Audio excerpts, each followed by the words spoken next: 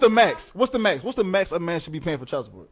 The max, and I'm going to be totally honest. With a regular kid, Y'all talking about regular folks. With a regular kid, at the most, a monthly 10,000 a month. A month. You lost me. You said a month. You said what? A month. 10,000. A month. 10,000. She couldn't even name one job that makes $10K a month, unless she considers being a single mother and relying on child support as a job. This is just the reality of it. So women, you know, we're more educated now, and I think that we're furthering our education. So with that being said, we're going to hold off on the baby making. We're going to hold off until we get that great job, really career driven. And I don't think there's anything wrong with hoping that there's someone either on your level or higher than you. So, okay. Let him cook. Go ahead, doctor. All right. So before, right, it was okay when the man made more money to be the one to buy everything, to do, you know, treat you and all this other kind of stuff. And now that you make more money, you can't be that one, right? You can't be the one to pay for the meal, and because you're dating down. To me, by this particular study, I have to date down now. What is that? Let him cook now. I wanted to make more money. If there is a responsibility with making more money, first of all, I don't believe in any of it. But if there's a responsibility that comes with making more money, accept it. Hot damn it, man. That's what I'm talking about. Let's go! He's exactly right. When men were the primary breadwinners, they never considered it dating down. But now that women are breadwinners too, they consider dating men that make less money than them as dating down. How was your day? It's good. I woke up and went to work. My manager, she's such a bitch.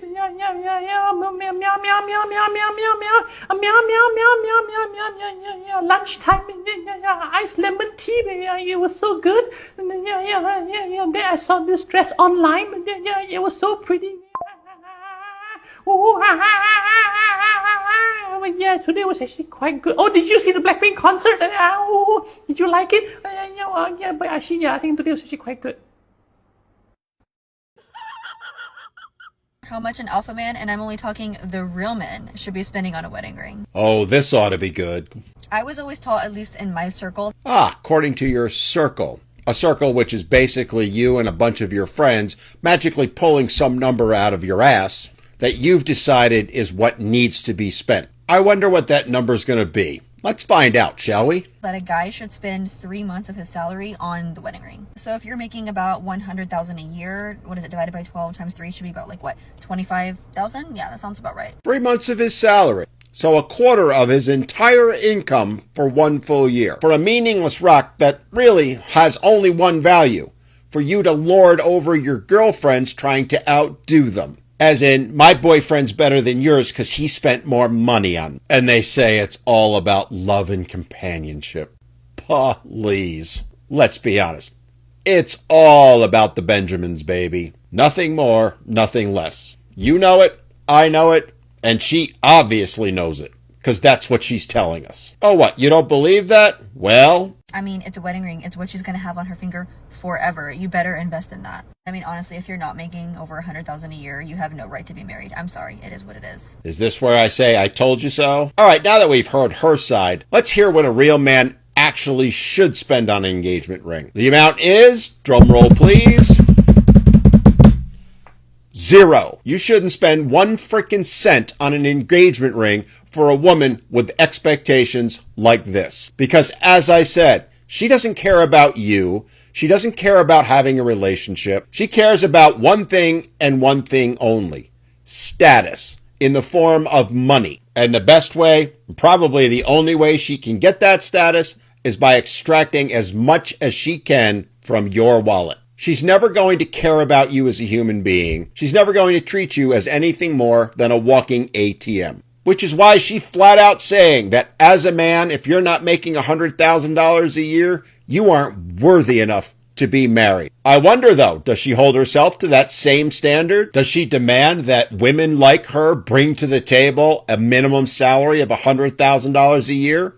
Of course not. No, today's modern women think that the only thing they need to bring to the table is themselves. And most of the time, themselves is about on par with what you can buy at Dollar Tree or Dollar General. So gentlemen, save yourselves a lot of stress and trouble and take that $25,000 and invest it. Invest it in something that's actually going to bring you a value in return. Not to mention all your future income while you're with her, which she'll take when she decides that Chad down the street has more to offer than you do. Never give materialistic women the time of day, because like he said, they will drain your wallet of every penny they can, and when they get bored or decide you're not investing in her enough, she will divorce you and take half of everything you own.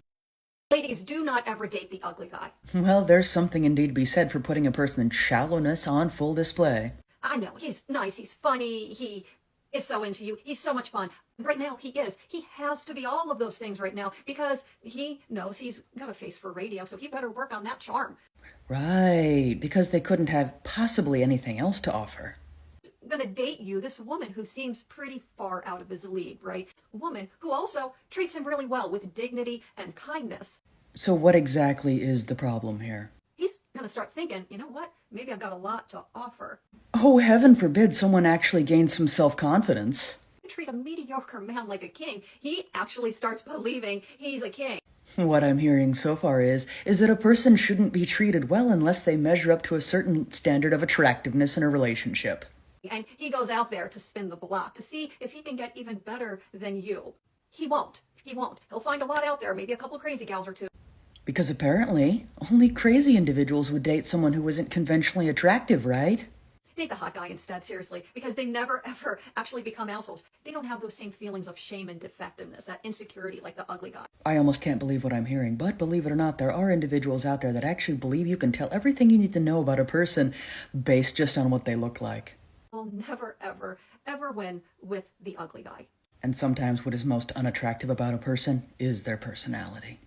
Men only care about 50-50 when it benefits them. Let me explain. What I mean by this is, have you ever noticed that when women bring up a 50-50 conversation, it always has to do with household chores, emotional labor, cooking and cleaning? But the conversation is almost never about when was the last time that you fixed his car? When was the last time you took his car for an oil change? When was the last time that man got to sit on the couch and not hang your pictures on the wall? When was the last time you fixed the plumbing or fixed your own car? Exactly, because 50-50 is not a real thing unless it benefits women.